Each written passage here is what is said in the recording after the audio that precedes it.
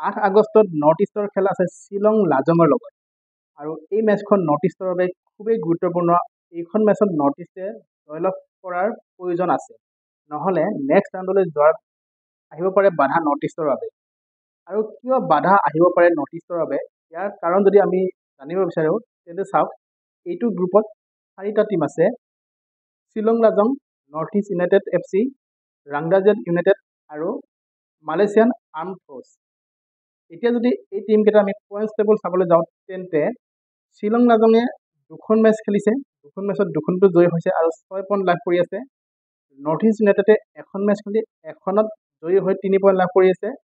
Malaysian Armed force আৰু ৰাংদাজেট United 3 number 4 নম্বৰত আছে। মালয়েছিয়ান আৰ্ম ফ'ৰ্চে 3খন মেচে খেলিলে 1খনত জয়ী হৈছে, 3 পইণ্ট লাভ কৰিছে আৰু ৰাংদাজেট ইউনাইটেডে 2খন মেচ খেলিছে, 2খনটো হাৰিছে, 0 পইণ্ট লাভ কৰিছে। এতিয়া শ্বিলং লাজঙৰ এখনে খেল আছে নৰ্থ ইষ্ট ইউনাইটেড FCৰ লগত আৰু নৰ্থ ইষ্টৰ 2খন খেল আছে শ্বিলং লাজং আৰু ৰাংদাজেট ইউনাইটেডৰ লগত। এতিয়া শ্বিলং লাজঙৰ লগত জিকাটো কিয় প্ৰয়োজন হৈ গ'ল চাওক, শ্বিলং লাজঙে 2খন খেলত 2খনটো জয় হৈছে আৰু মেইন পইণ্টটো হ'ল গ'ল।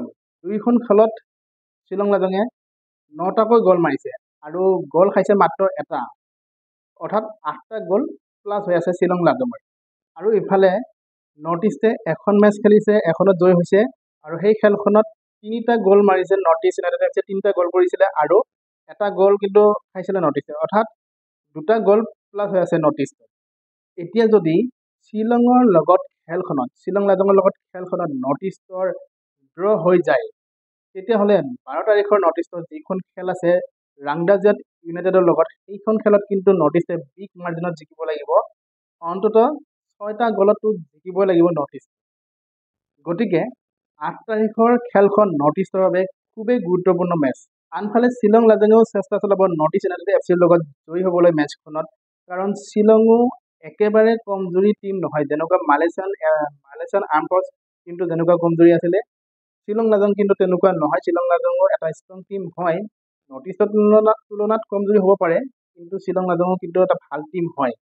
গতিকে শ্বিলঙো চেষ্টা চলাব খেলখনত জয়ী হ'বৰ বাবে। আৰু শ্বিলং লাজঙে যদি খেলখনৰ মাজতে বুজি উঠে যে নৰ্থ ইষ্টক হৰুৱাটো কঠিন হৈ পৰিছে বা কঠিন হ'ব, তেনে ক্ষেত্ৰত শ্বিলং লাজঙে নিজৰ কিন্তু গেম প্লেন চেঞ্জ কৰিব খেলৰ মাজতে আৰু ডিফেন্স লাইনটো মজবুত কৰিব বিচাৰিব। ডিফেন্স মজবুত কৰি ৰাখিব যাতে খেলখন যিকোনো প্ৰকাৰে নাহাৰে আৰু খেলখন যাতে ড্ৰ কৰি ৰাখিব পাৰে, সেইটো কিন্তু চেষ্টা চলাব শ্বিলং লাজঙে। গতিকে জোৱান পেড্ৰ বেনালিয়ে বেষ্ট প্লেইং 11ৰ সৈতে যাবই লাগিব মেচখনত আৰু প্ৰথমৰ পৰাই এটেকিং খেল খেলিব লাগিব আৰু এটেকৰ ওপৰত এটেক কৰিব লাগিব শ্বিলং লাজঙৰ ওপৰত, আৰু যিকোনো প্ৰকাৰে গ'ল দিবই লাগিব, প্ৰথমৰ পৰাই গ'ল কৰিব চেষ্টা কৰিব লাগিব আৰু মেচখনত জয়ী হ'বলৈ চেষ্টা কৰিবই লাগিব বা জয়ী হ'বই লাগিব মেচখনত। মই ভাবোঁ সেইটোৱে হ'ব আৰু নৰ্থ ইষ্টে জয়লাভ কৰিবই। 8 তাৰিখৰ যিখন শ্বিলং লাজঙৰ মেচ, সেইখন নৰ্থ ইষ্টে জয়লাভ কৰিবই, কাৰণ নৰ্থ ইষ্টৰ টিমটো এইবাৰ খুবেই মজবুত টিম। গতিকে কোনো কাৰণতে নৰ্থ ইষ্টে হাৰিব নোৱাৰে সেই মেচখনত। গতিকে মই ভাবোঁ নৰ্থ ইষ্টে জিকিবই সেইখন মেচত। আপোনালোকে কি ভাবে এই বিষয়ত জনাব পাৰে কমেণ্ট বক্সত। তো আজিৰ ভিডিঅ'টো ইমানেই আছিলে, 8 তাৰিখলৈ অপেক্ষা থাকিল। ভিডিঅ'টো যদি ভাল লাগিছে সকলোৱে লাইক শ্বেয়াৰ কৰি দিব, লগতে যিসকলে চেনেলটোলৈ নতুনকৈ আহিছে চেনেলটো ছাবস্ক্ৰাইব কৰি দিবলৈ নাপাহৰিব। ধন্যবাদ।